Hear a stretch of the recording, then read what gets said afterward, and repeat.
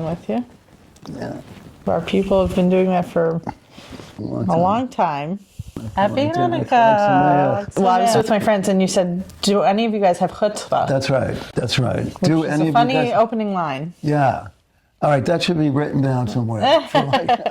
Good line. And you immediately jumped in, right? Pretty quickly. Yeah, I thought that was a funny line. Yeah. Have you identified with the idea of chutzpah? I'd like to think we all have a little chutzpah, right?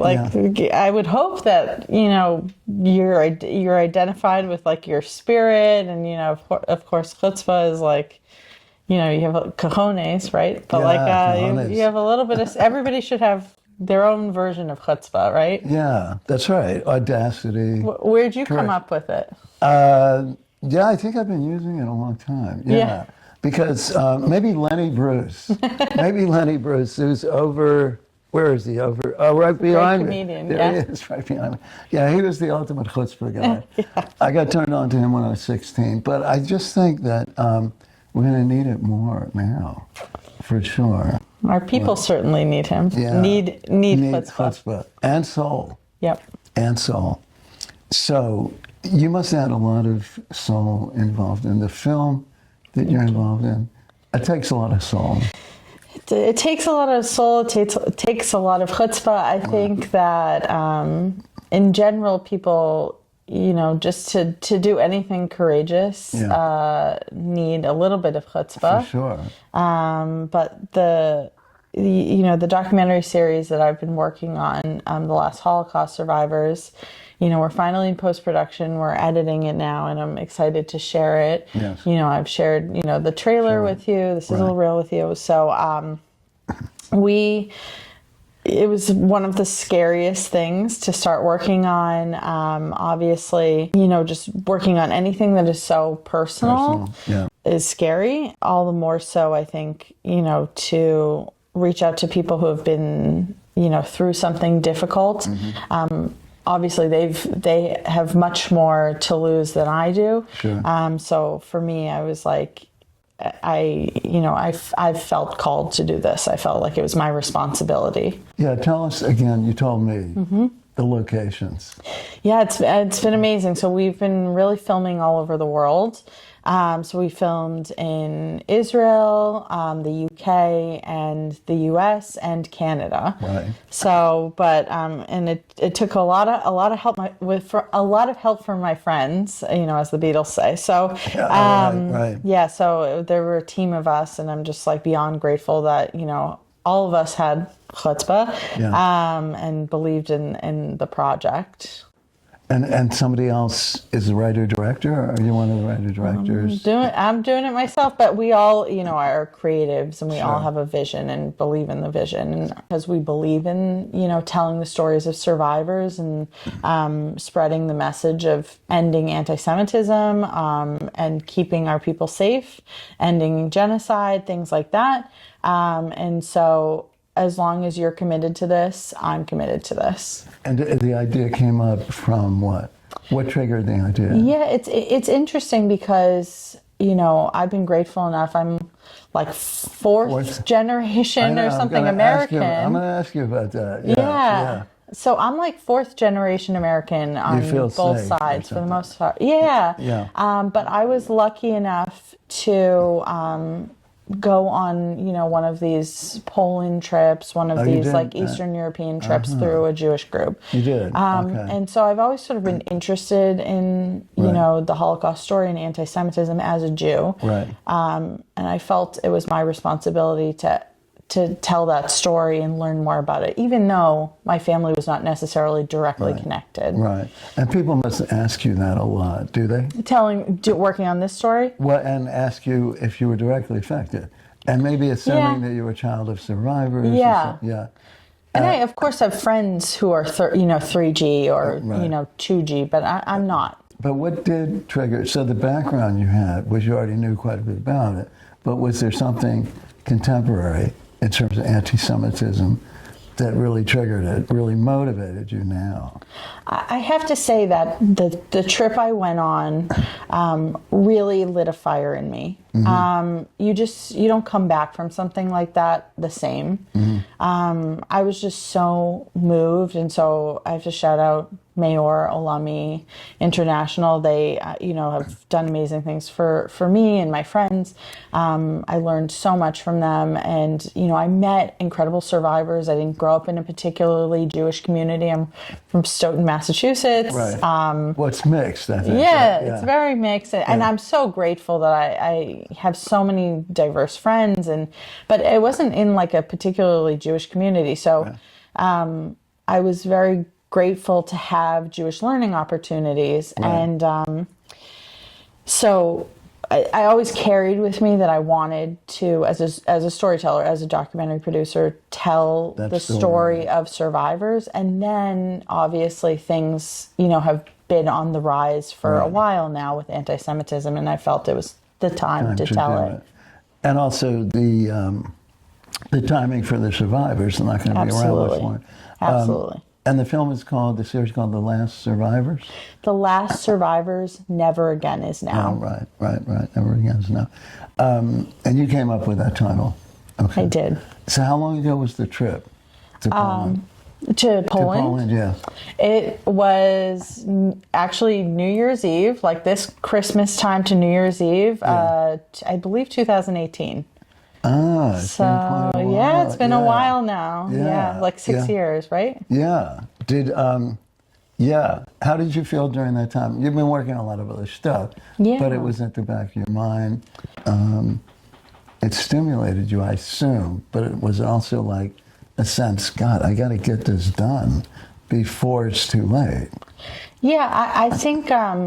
I'm a history nerd at heart. I'm really a documentary historian. Okay. I love working on history pieces. I've done, lifestyle content and things like that, and worked on breaking news. Like, that's really my background. Okay. And I've when I've spoken to people about this project, I've said, I've worked on all these other wars. I've worked on Revolutionary War. I've worked on Civil War. I've done several documentaries on like JFK's, assassination, which is always fun as like a documentary producer. Not fun for JFK, but intriguing. Intriguing, exactly. And then, keep going. Yeah, and then when this came up, when this opportunity came up to go on this trip, I just was completely, changed. My heart was really moved by the survivors I met. I had never met survivors before. Yeah. Never. And actually the survivor who was on the trip with us, Yosef Lefkowitz, literally just passed away. How long ago? Like a few days ago. Really? Yeah. And I'm sorry to hear that. Thank you. I mean, I'm sorry to his family, but he just had this unbelievable zest for life. And, he just being able to walk the streets where he lived and grew up. We were in Lublin, and we went back to the camps where he had survived, and he was a survivor in every sense of the word. Like he had so much life in him and had so many stories, and I just was like blown away. I think like we get so caught up in as like Westerners and like in today's society of like the things that drag us down, and this is somebody who is like truly persisted. Yeah. Well, some people call it, I like this term, first world problems. Yeah, I love that. I've heard that, right? Yeah. The problems we have are not comparable. But did you have to feel, or not have to, but did you feel a lot of humility? Absolutely. I think that's was sort of like my reigning feeling with all the survivors I met. Like just that, like, I feel so grateful that I met all of them, that they, first of all, they're all unbelievably intelligent and worldly. Right. I know. And if they're humble, like who am I, and learning so much from every single one of them. Yeah, I was, what happened to me is that I went to the first international gathering, 1981, of Jewish Holocaust Survivors, what it was called, in Israel. Wow. And not as a survivor, but actually I was trying to be a journalist, but didn't quite work out. But I went to the events, and I was exactly the same, amazingly impressed. And it actually allowed me to let go of some of the anger. Wow. Yeah, I was able to let go of some of the anger because I saw what you're talking about, the compelling stories, the strength, the courage, the determination, all that stuff. Vitality, charisma too, and they're very charismatic. And so it was healing for me. It was healing for me, and that's a long time ago, 1981. What, I mean, like you said, that was a while ago. What did you feel like you learned from, like, in meeting them? What was their sort of immediate impression? Were you seeing anger? Were you seeing people who were happy to, like, find community? Because they said one of the things pride. I saw mostly pride.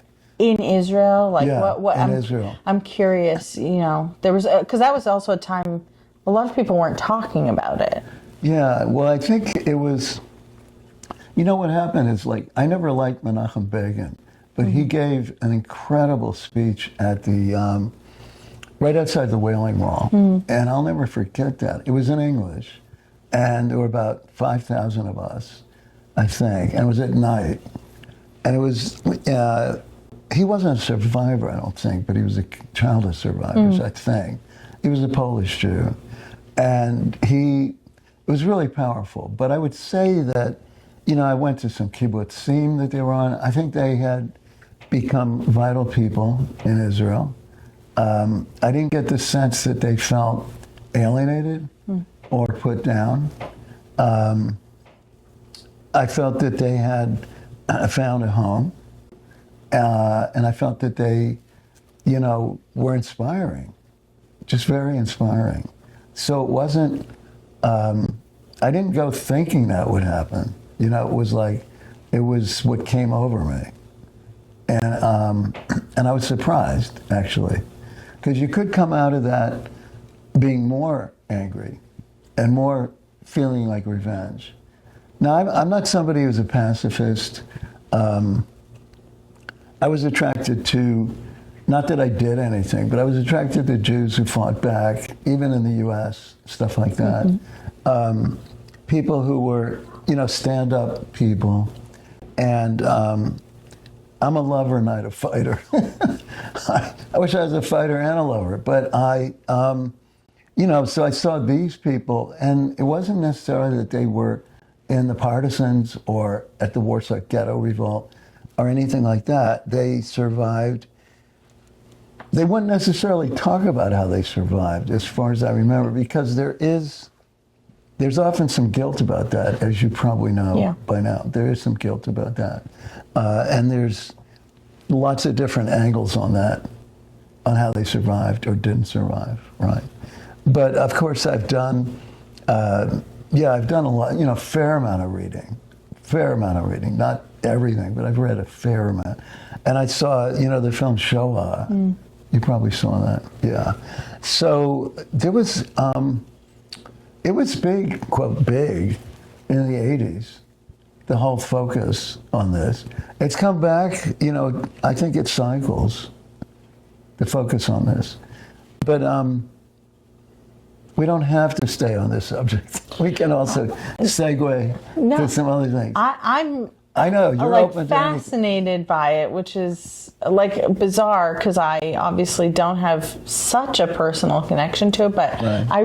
I could talk about this forever, and I think it's important. I think the more we're talking about it, the more we get people talking about it. Right. There's statistics that, Gen Z and Gen Alpha, don't know what Auschwitz is. They don't know how many people were, killed in the Holocaust. And I feel that it is my responsibility as a Jew to make sure that this does not happen again. Right. I have an obligation to those people, even though I'm not related to them. Yeah.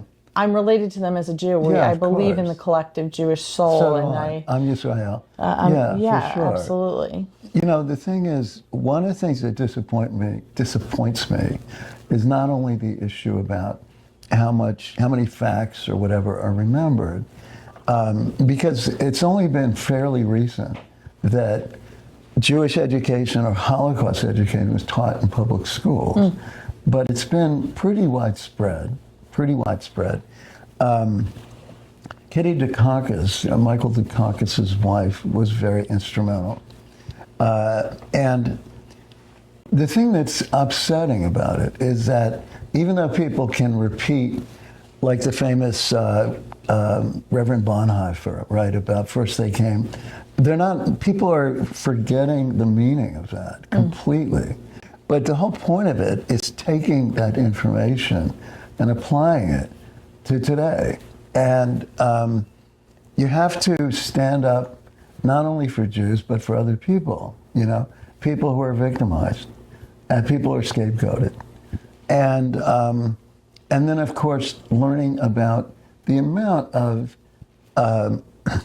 racism against Jews, the amount of bigotry, the amount of disinformation. The disinformation about Jewish people is never ending. I can say we're complex people with a complex history, and therefore people who can't embrace any level of complexity can't possibly understand who Jews are. We can be defined simply as people who don't believe in Jesus or something, really simplistic. And I think that's the shortcut, the ignorant shortcut. So in order to understand Jewish history, most Jews don't, most Jews don't. I mean, one of the things that really bothered me on the latest thing, the Palestinian thing, was not the Palestinians, but the people who were not Palestinian, not Jewish, not educated, and were saying, why do they have a right to come from Poland and take the land, as though Jews had never been continuously living in the land of Israel, which they had. And they didn't just come from Poland, and they didn't just come after the Holocaust. And Zionism didn't start because of the Holocaust. It had started long before, as you know. I have you made a lot of really great points, and I think one of the things that you said is racism against Jews. Yeah. And the term anti-Semitism, I think is like overused in our community, and it's so like sanitized. Yeah. And so I liked when you said racism against Jews. Somebody that we interviewed who has been doing great work is Jonah Platt, and he says anti-Jewish hate, and I think Jew hatred. Jew I've seen that, yeah. And I think it comes back to what are we talking about? Like, what does anti-Semitism really mean? And I'm like chronically online. I'm on TikTok and social media and all this kind of stuff. Johan's my cameraman. Or Mike, can you stop her? But I listen, and I need to do it for work, and I love connecting with people and like all these things, and it's great for content and all this kind of stuff. But I think there's just this unbelievable misconception about like what Jews are. Like we are such a small group of people. Oh yeah, people don't know that. People don't know who we are. I know. Like we are like this total like an enigma to people. Right. So I think it's very easy to get lost in the sauce. Like nobody knows what we are. So like it's easy to be the lizard people and the people controlling the banks, and the people controlling the media. Right. Yeah. And all the bad things. Right. And I am like the biggest believer in, if XYZ, person from this culture, they're not, the stereotype. Yeah, right. So, representation is everything, right? Right. So if you have a friend who does this, or if you saw this person on TV, or if you saw this person XYZ, like they become a real person. Right. They're not the stereotype. Yeah. So I think, all of the things that you just said are so important. And I think they're not just this scary video on the internet. Well, you know, what's interesting, that I've always felt, and I actually have been doing this all my life, that I've been a bridge. If I had become a rabbi, I would have been a rabbi for the Goyim, for the non-Jews. Because, you know, in terms of, I believe conversion is good. And I think we made a mistake a long time ago. Really. Saying that we didn't want to do that or making it difficult. For no real reason. It's not easy to be Jewish. Yeah, but I mean, we're not just a tribe. We came out of being tribes, you know. And if we are a universal religion, and we have a universal message, we do have a message that's different than Christianity. A lot of it's the same. But we have a certain focus on ethics, for example. It's very, very highly developed. Very highly developed. People don't like being ethical. It's hard. No, I know. I mean, you're not going to reach out to everybody. It's a beautiful thing. Yeah, it's a beautiful. Of course, it's a beautiful thing, right. but that's, you're not that's gonna where it reach started out to, from. Right. I mean, we're not going to reach out to everybody. Yeah. But I end up bringing. Johan is interested now in Jewish stuff. My friend Michael Pagano, very Italian, but he grew up with a lot of Jews in Westchester County. That kind of thing has happened to me all my life. It's been wonderful. a messenger, you know. It's great. And that feels good too. And we've all observed people who've converted who are more committed and knowledgeable than Jews who are born Jewish, right? We know that. We have an education problem in our community, and I have to say that I think one of the things that really broke my heart at the beginning of the most recent war is, you know, I have a lot of younger friends, and I had, you know, colleagues and these younger friends reach out to me, and they were seeing this hate online, and one of my degrees is in, you know, international relations, and I've studied the conflict. I'm very interested in it. But I had friends being like, I don't know anything about it. They're just like normal Jewish kids. Right. Like they're not, I know. you know, they're not like, you know, Middle East peace experts. They're just like Jewish kids that lit the candle and maybe not had a bar mitzvah, you know. And they might have even gone on birthright or something. Maybe they didn't, you know. Maybe they come from a mixed home. Like, but the expectation that you should be, knowledgeable and like a messenger for this incredibly complex conflict is so unfair. Yeah. I see. You know, and like you don't have to be just because that's where your blood is from. We have an immense education problem in the Jewish community on who we are, where we come from, what our tie is to our, you know, ancestral homeland. There's like so many issues here. So like when you say, you know, you've been like, you know, this messenger to non-Jews, and I'm like, that's great. That's so amazing. Like, I was brought up in a very open home, you know, and I feel so grateful for that. Me too. Yeah, and it's a beautiful thing, and I'm just hopeful that like other Jewish kids and other non-Jewish kids who are like in the periphery of that, like, you know, continue to like, you know, have open dialogue about these things. Right. In one way, we're under the radar because we don't necessarily show up as Jews, you know. Everybody says we're white people, so that's a big controversy. That's a whole other ball game. It's the funny part is a lot of my Jewish friends are not white Jews. Right. I mean, there's that too. We're not even from Poland. Like my family's not even from Poland. I have a lot of friends who their family never even touched Poland. So these like adages are well, like no, crazy.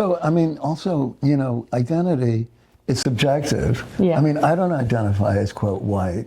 I get it. I'm like white presenting, but I don't like checking that box. I'm like, okay. Exactly. If you asked us in the like, you know, old country, we weren't considered Polish or Russian or whatever.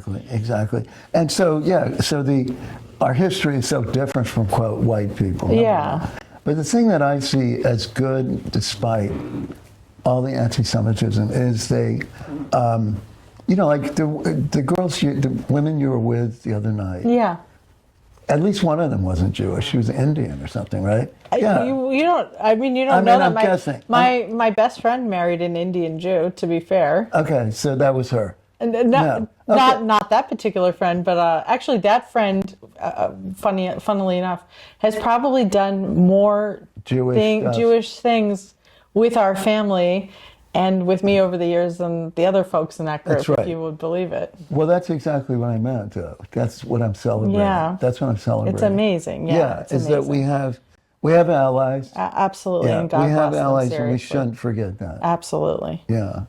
Well, another thing that I think we should be proud of, this is a little obscure, but you know the way people are talking about representation, as you said. The idea that actors can't play somebody that they're different from, I find ridiculous. For example, among us, how many major roles in feature films, in major dramatic feature films, with Jewish characters, how many have been played by Italian Americans? I have to say, I'd like to pick a fight with. I have a big problem with that. Really? Actually, De Niro and Pacino and those guys. Yeah. I love those guys playing Jews. I have a particular problem with it. Let me hear that. No, but I mean, all right. So, what's your feeling about it? Because I think it's ridiculous. I would rather have, if we're going to make a big deal out of it with everyone else. No, I mean they're the rather. ones. No, but they're the ones making the mistake. I mean, think about it. Think about all of it. Like, just go back a little bit, like Shakespeare or something. I mean, so he writes Merchant of Venice. He didn't hang out in Venice. Started. All right, no, I mean, besides the whole Jewish thing. But what have we done with Merchant of Venice? All those characters were played by men. Every last character with Shakespeare was played by a man. Okay, so even Juliet. Okay. No, but in Merchant of Venice, when I say we, what have great Jewish actors done about Merchant of Venice? I mean, I'm sure there was never a Jew who played the lead. No, they did. And they raised him to a hero. Right. Or they raised him to human. To human, and to making his point that, what's her name, Portia, was not God's gift to humanity. That there were essentially two sides to it. And we're talking about the greatest Jewish actors of all time played Shylock. So, and then, like, for example, Shakespeare Company out in the Berkshires, they do everything, they do radical interpretations of Shakespeare, right? So, you know, I saw Macbeth, who was a black revolutionary. They modernized things. I mean, that's the whole point of art. If we're going to box people in, we've destroyed the concept of art. Art has to be fluid. It has to be universal. It has to be universal. I mean, there was one time I read a great article years ago about Death of a Salesman being produced and widely loved in China. And what they said was the Chinese really understood the idea of a traveling salesman, a salesman who's, you know, busting his butt and gets no respect and whatever, you know. So Arthur Miller wasn't thinking about China when he wrote Death of a Salesman.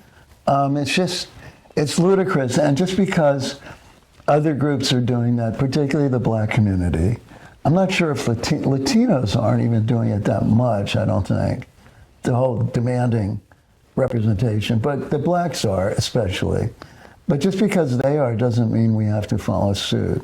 I think generally, if everyone is doing something, like, we should be included in that. You know what I mean? Well, how about if we can be different and better? I think we're being better. I think that's why people don't like us. No, because nobody would object to. I mean, Tarantino, right?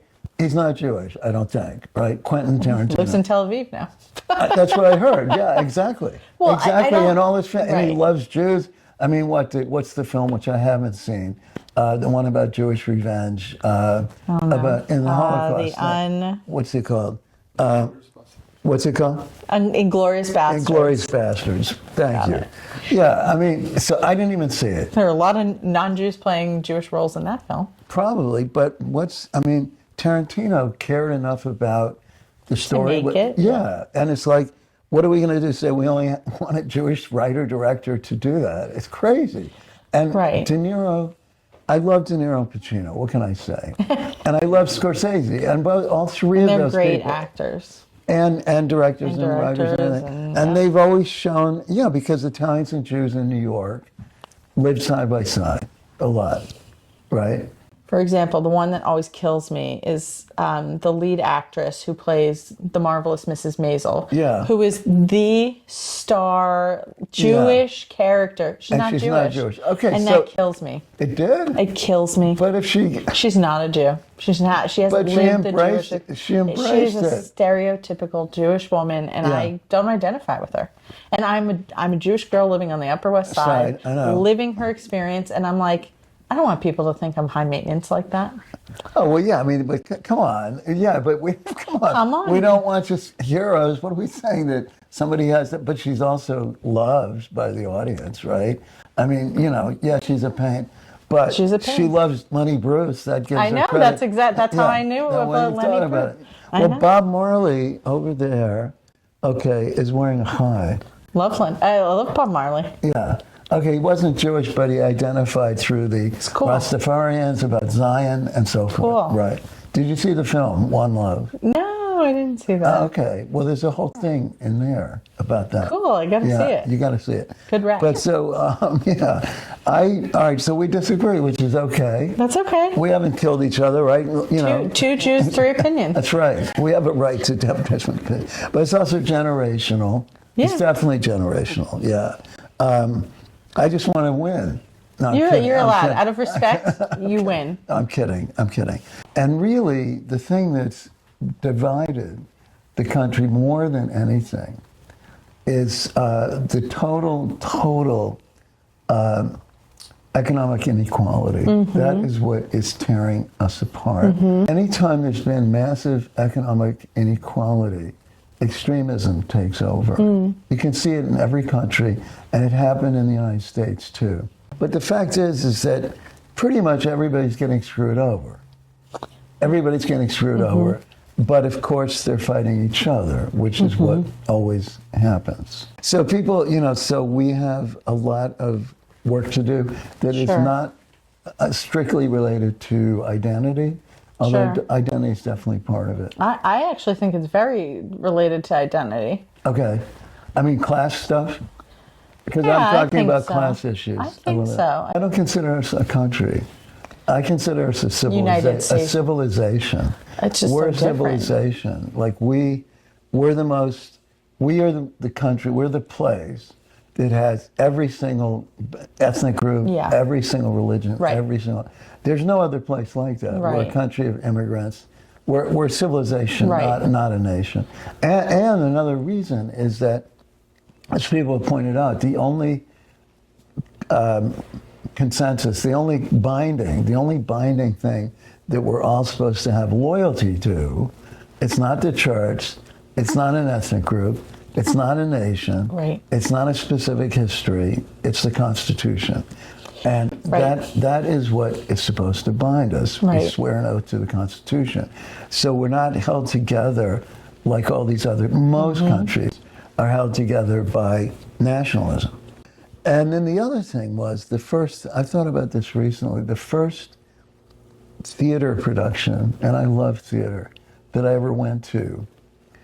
I was either 10 or 12 at the Arena Theater, which is a great regional theater in DC. They did a production of The Wall, which is about the Warsaw Ghetto uprising.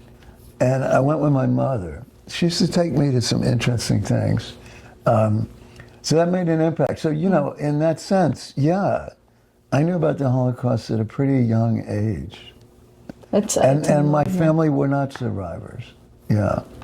And have you been, through that area? No, I haven't. I probably, interestingly, my father's side was from Romania, and they had a history too, of course. Of course. And when Romania overthrew Ceausescu and became, semi-democratic, I asked my father, he was still alive, he lived a long life, if he wanted to go to Romania with me. And he said, absolutely not. He had this way of saying things like that. Not in a negative way, but just, and I haven't, one of the reasons is because I identify more with Sephardic stuff. And one of the reasons for that, this brings up something interesting, is that My ancestor on my mother's side goes back to a famous Jew who's in all of the Jewish encyclopedia stuff, and even has a crater on the moon named after him.